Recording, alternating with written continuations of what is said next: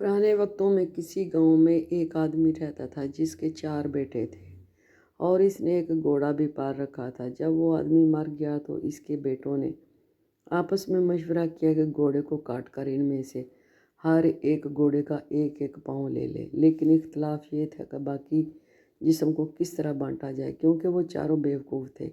इसी असना में एक शख्स का वहाँ से गुज़र हुआ।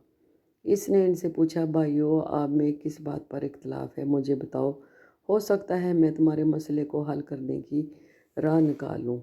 इन भाइयों में से एक बोला कि इस घोड़े को हम बराबर बराबर किस तरह बांटें। इस शख्स ने कहा, घोड़े को बेचकर रकम आपस में तकसीम कर लो। चारों भाई इस बात पर रजामंद हो गए और घोड़े को बेचने के लिए रवाना हो गए। सफ़र के दौरान एक जंगल में रात हो गई। चारों भाई दिन भर के थके मांदे थे। लेटते ही इन्हें नींद आ गई। जब वो गहरी नींद सोए हुए थे तो रात के किसी पैर एक चोर वहाँ से निकला। इसने देखा कि सब सोए हुए हैं। इसने घोड़े की रस्सी खोली और आहिस्ता से घोड़े को भगा कर वहाँ से ले गया। थोड़ी देर बाद एक भाई की आंख खुली तो इसने देखा कि घोड़ा वहाँ से गायब है। जल्दी से इसने दूसरे भाई को भी जगाया और बताया कि हमारा घोड़ा चोरी हो गया है। एक भाई ने अंगड़ाई लेते हुए कहा, सो जाओ, रमज़ान ले गया है, सुबह इसे ले लेंगे। सुबह चारों उठकर रवाना हो गए। रास्ते में उन्होंने एक ऊँट के पाँव के निशानात देखे तो इन चारों भाइयों में से एक कहने लगा, ये किसी नर ऊँट के पाँव के निशानात हैं। इनमें से एक ने कहा, भाई ये तो ऊँट एक आंख से अंधा भी लगता है। फिर वो थोड़ी दूर गए होंगे तो उन्होंने देखा कि एक शख्स परेशान हालत में आ रहा है। इसने इनसे पूछा, भाई, आप लोगों ने यहाँ कोई मेरा ऊँट तो नहीं देखा? तो इनमें से एक ने कहा, नर ऊँट। दूसरे ने कहा, एक आंख से अंधा भी था। तीसरे ने कहा, मुहार को तोड़कर निकल कर भागा होगा। इस शख्स ने कहा, तुम बिल्कुल ठीक कहते हो। उन्होंने एक ज़बान होकर कहा, हमने तो उस ऊँट को नहीं देखा, तुम आगे जाकर ढूंढो। इसने कहा, भाइयों, तुम्हारे पास ऊँट के मतलब इस कदर मालूमात हैं और फिर भी तुम इनकार कर रहे हो। भला ये क्या बात हुई? हो न हो तुम मेरे ऊँट के चोर हो। चलो बादशाह के हुजूर, वही इसके बारे में फ़ैसला करेंगे। चारों भाई और पांचवा ऊँट का एक मालक बादशाह के दरबार की तरफ रवाना हो गए। रास्ते में उन्हें एक इंसान के पाँव के निशानात नज़र आए। चारों भाइयों में से एक ने कहा, ये औरत के पाँव के निशानात हैं। दूसरे ने कहा, ये घर से नाराज़ होकर निकली है। तीसरे ने कहा, भाई, ये तो औरत हमला भी लगती है, यानी इसे बच्चा होने वाला है। बातें करते हुए जब आगे बढ़े तो एक और शख्स से मुलाकात हुई। इसने पूछा, रास्ते में भाइयों, तुम लोगों ने किसी औरत को तो नहीं देखा? एक भाई ने कहा, शायद नाराज़ होकर घर से निकली थी। इसने कहा, हाँ हाँ। दूसरे ने कहा, मेरे ख्याल में हमला भी थी। इसने कहा, हाँ, बिल्कुल दुरुस्त कह रहे हो। तीसरे ने कहा, इशा के टाइम घर से भाग गई होगी। फिर चारों भाइयों ने एक ज़बान होकर कहा, हमने तो इसे नहीं देखा, जाकर कहीं और तलाश करो। उसने कहा, तुम्हारी बात पर मैं कैसे यकीन करूँ कि जबकि पहले तुमने इसके मतलब सब मालूमात बिल्कुल दुरुस्त पहुँचाई और अब कह रहे हो कि हमें इसके बारे में मालूम नहीं। वो औरत यकीन तुम लोगों के पास है। उन्होंने कहा, अगर तुम्हें हम लोगों पर शक है और हमारी बात का तुम्हें एतबार नहीं तो हमारे साथ तुम भी बादशाह के पास चलो, वही इसके बारे में कोई फ़ैसला करेंगे। चनाचा वो शख्स इनके साथ चल पड़ा। चलते चलते वो एक शहर में पहुँच गए। एक गली में उन्होंने एक शख्स से पूछा, भाई, रमज़ान खां का घर कहाँ है? इस वक्त एक घर से एक शख्स निकला और उसने कहा, मैं रमज़ान खां हूँ, कहो क्या बात है? उन्होंने कहा कि कल रात तुम हमारा ऊँट ले गए थे, वो हमें वापस कर दो। इसने कहा, तुम लोग बिल्कुल पागल हो और अहमक हो, भला मैं कैसे तुम्हारा ऊँट ले गया हूँ? उन्होंने कहा, अगर तुम्हें इनकार है तो चलो बादशाह के पास, वही फ़ैसला करेंगे। अब ये सब बादशाह के दरबार में पहुँच गए। बादशाह ने पूछा, तुम लोग क्यों आए हो और क्या बात है? उन्होंने कहा, हम इंसाफ के लिए आए हैं। और फिर सब बारी बारी सब ने बातें बताईं। ऊँट के मालिक ने कहा, जनाब, इन लोगों ने मेरे गुमशुदा ऊँट के बारे में सब बातें दुरुस्त फरमाई। फिर कहते हैं कि हमने इसे देखा तक नहीं। मेरे ऊँट को चराने वाले यकीनन यही लोग हैं, मुझे इंसाफ चाहिए। दूसरे ने कहा कि मेरी बीवी को रात को घर से निकली और इन लोगों ने इसके बारे मुतल्लक बिल्कुल सही मालूमात दी और कहते हैं कि हमने इसे नहीं देखा। और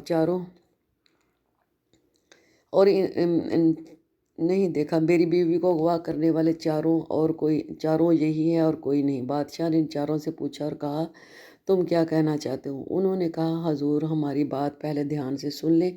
और रात को रमज़ान खां ने हमारा घोड़ा चरा लिया है। रमज़ान खां ने कहा, अली जा, मुझे इसके मतलब बिल्कुल मालूमात नहीं, मुझे ये लोग नाहक पकड़ लाए हैं। बादशाह ने पूछा, जिस वक़्त रमज़ान खां घोड़ा चोरी करके ले जा रहा था, तुम में से किसने इसको देखा? उन्होंने कहा, हजूर हम में से किसी ने इसको नहीं देखा। फिर बादशाह ने कहा, जब तुमने इसको देखा तक नहीं तो इसको क्यों मुर्दा इल्ज़ाम ठहरा रहे हो? और ये दूसरे जो तुमको अपने मुकदमों में मुलज़म ठहरा रहे हैं, इसकी सफाई में भी तुम कुछ कहना चाहते हो? इन चारों बेवकूफ़ भाइयों ने, हजूर ये लोग हम पर तहमत लगा रहे हैं और हम मुजरम नहीं। दरअसल हम इल्म गैब जानते हैं, हमें सब कुछ इसके इल्म के ज़रिए मालूम होता है। बादशाह ने कहा, मैं तुम्हारा इम्तिहान लेना चाहता हूँ। आया तुम इल्म गैब जानते हो कि नहीं? इसके लिए मैं किसी एक चीज़ के अंदर दूसरी चीज़ को छुपा कर रखूँगा। अगर तुम लोगों ने ठीक ठीक बता दिया तो मैं समझूँगा कि वाकई तुम इल्म गैब जानते हो और बेकसूर हो। फिर बादशाह ने एक अनार मंगवाया और इसको एक संदूक में बंद करके इसे पूछा, बताओ संदूक के अंदर क्या चीज़ है? वो एक दूसरे का मुंह तकने लगे। सबसे बड़े भाई ने कहा, कोई गोल गोल सी चीज़ है। दूसरे भाई ने कहा, इसके सर पर कोई गेंदनुमा चीज़ है। तीसरे ने कहा, इसके बीच में दाने दाने हैं। चौथे ने कहा, क्यों नहीं कह देते कि संदूक के अंदर अनार है? बादशाह को यकीन हो गया कि ये सच कहते हैं और गैब का इल्म जानते हैं। चनाचा इसने रमज़ान खां से कहा, इनका घोड़ा वापस कर दो या इसकी कीमत अदा कर दो। और दूसरों से कहा कि तुम जाकर अपना ऊँट और बीवी तलाश करो, क्योंकि ये लोग वाकई इल्म गैब जानते हैं। रमज़ान खां से उन्होंने इस रकम से भेड़ बकरियां खरीद लीं और अपने गांव की तरफ रवाना हुए। दोपहर के वक़्त एक जंगल में पहुँचे। वहाँ दरख्तों के साए थे और ठंडी ठंडी हवा चल रही थी। ये लोग थक हार कर चूर चूर हो गए थे, इसलिए वहीं बेखबर होकर सो गए। थोड़ी देर बाद एक बाई की आंख खुली तो देखा कि एक लेला यानी एक छोटा सा भेड़ का बच्चा एक छोटे से दरख्त पर चढ़ा हुआ है और भेड़ियाँ जुगाली कर रही हैं। इसने अपने भाइयों से कहा कि चुपके से उठना। उन्होंने पूछा, क्यों, क्या बात है?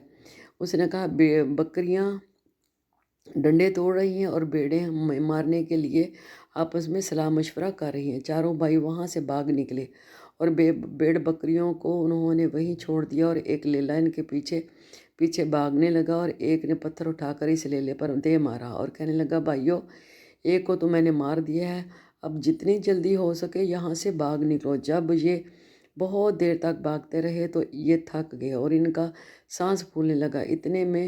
इतने में वहाँ से एक घोड़सवार का गुज़र हुआ। इसने इनसे पूछा, अरे भाई, क्या हुआ, क्यों भाग रहे हो? उन्होंने कहा, हमारी बकरियां डंडे तोड़ रही हैं और हम भेड़ें आपस में हमें मारने के लिए सलाह मशवरा कर रही थी। अब ज़रा देखो तो हम सब पूरे हैं या नहीं? ये कहकर चौथे भाई ने गिनना शुरू किया तो अपने आप को गिनना भूल गया और कहने लगा, हम तो 3 हैं, हमारा चौथा भाई गुम हो गया। दूसरे ने फिर गिनना शुरू किया और ये 1 2 3 और हम में से वाकई चौथा भाई गायब है। और इसी तरह बारी बारी चारों ने गिनती की और हर एक अपने आप को गिनना भूल गया और ये समझते रहे कि चौथा भाई कहीं गुम हो गया है। घोड़सवार ने कहा, अगर मैं तुम लोगों की गिनती पूरी कर दूं तो उन्होंने कहा, फिर हम सब आपके गुलाम बन जाएंगे। जहां आप हमें ले जाएंगे हम आपके साथ वहां चले जाएंगे। घोड़सवार ने पहले एक भाई का हाथ पकड़ा, इसको एक तरफ करके कहने लगा, ये 1, फिर दूसरे का हाथ पकड़ा और कहा, ये 2, फिर तीसरे का गिनता, फिर इसी तरह गिनता और 4 की गिनती पूरी की। इस पर चारों भाई बड़े खुश हो गए और कहने लगे, हम आज से आपके गुलाम हैं। इस घोड़सवार ने कहा, चलो अब मेरे साथ, ताकि तुम्हारी भेड़ बकरियों से तुम्हारी सुलह करवा दूँ। ये सब जब इसकी तरफ जा रहे थे तो रास्ते में वो लेला नजर आया जिसे को उन्होंने मारा था। उन्होंने इस शख्स को बताया कि ये वही लेला है जिसे हमने मार दिया था। इसके बाद जब भेड़ बकरियों के रेवड़ पर इनकी नज़र पड़ी तो वो भाग खड़े हुए। घोड़सवार भेड़ बकरियों के करीब गया और इनमें से हर एक के सर पर थपकी दी और फिर इन भाइयों से मुखातब होकर कहने लगा, अब भेड़ बकरियां तुम्हें कुछ नहीं कहेंगी। इसके बाद घोड़सवार भेड़ बकरियों को लेकर अपने घर में पहुंचा। चारों भाई पहले ही इसकी गुलामी कबूल कर चुके थे। وہ بھی اس کے ساتھ آ گئے۔ اس نے ان میں سے ایک سے کہا کہ تم ریوڑ چڑھانے لے جاؤ، دوسرے سے کہا بیلوں کے جو اس جوڑے کو گھاس کاٹ کر لاؤ اور ان کو کھلاؤ، تیسرے سے کہنے لگا کہ تم میری ماں کا خیال رکھو، یہ بیمار ہے، تم خیال رکھنا کہ کہیں مکھیاں اس پر نہ بیٹھ جائیں، اور جب میری ماں کو کسی چیز کی ضرورت پڑے تو اسے دے دینا۔ چوتھے سے کہا کہ تم گندم کی کٹائی کر کے ایک جگہ سلیقے سے رکھنا۔ مختلف کام چاروں کے سپرد کر کے خود اپنے کاروبار میں مصروف ہو گیا۔ جس بھائی کے ذمے مکھی اڑانے کا کام تھا وہ ڈنڈا لے کر بیٹھ گیا۔ جب گھوڑ سوار کی ماں پر کوئی مکھی بیٹھتی تو وہ اسے ڈنڈے سے مارتا، وہ بیچاری چیختی چلاتی، 3-4 ڈنڈے لگنے کے بعد وہ ادموئی ہو گئی اور پھر دم توڑ گئی۔ جب وہ بالکل ساکت ہو گئی تو اس نے سوچا کہ اب وہ آرام کر رہی ہے، اب اس پر چادر ڈال دی اور خود ایک طرف ہو کر بیٹھ گیا۔ جس بھائی کے ذمے بیلوں کو چارہ کھلانا تھا اس نے اپنے دل میں سوچا مجھ سے اس قدر کام نہیں ہو سکتا، لہٰذا اس نے فوراً دونوں بیلوں کو ذبح کر کے ان کے منہ بوسے میں گاڑ دیے، اب خود ہی کھاتے رہیں۔ گندم کی فصل پر جس بھائی کی ڈیوٹی تھی اس نے سوچا کہ یہ بڑا محنت طلب کام ہے، کیوں نہ ان دانوں کو بون دیا جائے۔ یہ سوچ کر اس نے پوری گندم کی فصل کو آگ لگا دی۔ اب چوتھے بھائی کا واقعہ، جو بھیڑ بکریوں کو لے گیا تھا، وہ بیڑیں چرا رہا تھا کہ بیڑوں کو کتے کھانے لگے۔ اس نے سوچا کہ اس گاؤں کے کتے کیسے بھوکے ہیں جو بیڑوں کو کھا جاتے ہیں اور ان کے مالک ان کو کچھ نہیں دیتے۔ وہ بھیڑ بکریاں وہیں چھوڑ کر خود واپس لوٹ آیا۔ دوپہر کو جب گھوڑ سوار گھر پہنچا تو ایک بھائی سے پوچھا میری ماں کی اچھی طرح سے خدمت کی ہے؟ اس نے کہا جناب کیا پوچھتے ہیں، اب جب آپ گئے ہیں تب سے آرام فرما رہے ہیں، جب آپ نے چادر اٹھا کر دیکھا تو ماں کا چہرہ خون آلود ہے اور وہ مر چکی تھی۔ اس نے اس بھائی کا کام دیکھا تو پریشان ہو گیا۔ اس نے سوچا دیکھوں دوسرے بھائیوں کی خبر لینی چاہیے کہ انہوں نے کیا گل کھلائے ہیں۔ جب اس نے دوسرے بھائی سے پوچھا کہ بیلوں کو چارہ ڈال دیا، اس نے کہا ابھی تک بیلوں کے منہ بوسے میں دیے ہوئے ہیں تاکہ وہ خود ہی کھاتے رہیں۔ اس کے بعد اس نے فصل والے سے پوچھا کہ تم نے فصل کاٹ دی ہے؟ تو اس نے خوشی خوشی بتایا کہ مجھے خیال آیا کہ آپ کی ماں بوڑھی ہو چکی ہے، بھلا روٹی کہاں پک سکے گی، میں نے گندم کو بون دیا ہے۔ گھوڑ سوار نے دیکھا تو گندم کی پوری فصل جلی ہوئی پائی۔ چوتھے سے پوچھا کہ بھیڑ بکریاں کہاں ہیں؟ تو اس نے کہا کہ اس شہر کے کتے بے حد بھوکے تھے، آج تک ایسے بھوکے کتے میں نے نہیں دیکھے، وہ آ کر بکریوں کو کھانے لگے تھے، میں نے ان پر ترس کھایا اور انہیں ایسا کرنے سے نہیں روکا۔ گھوڑ سوار نے اور پھر چاروں کو طلب کر کے ان سے کہا میں تم لوگوں کو ایسی سزا دوں گا کہ تمہاری آئندہ نسلیں بھی یاد رکھیں گے۔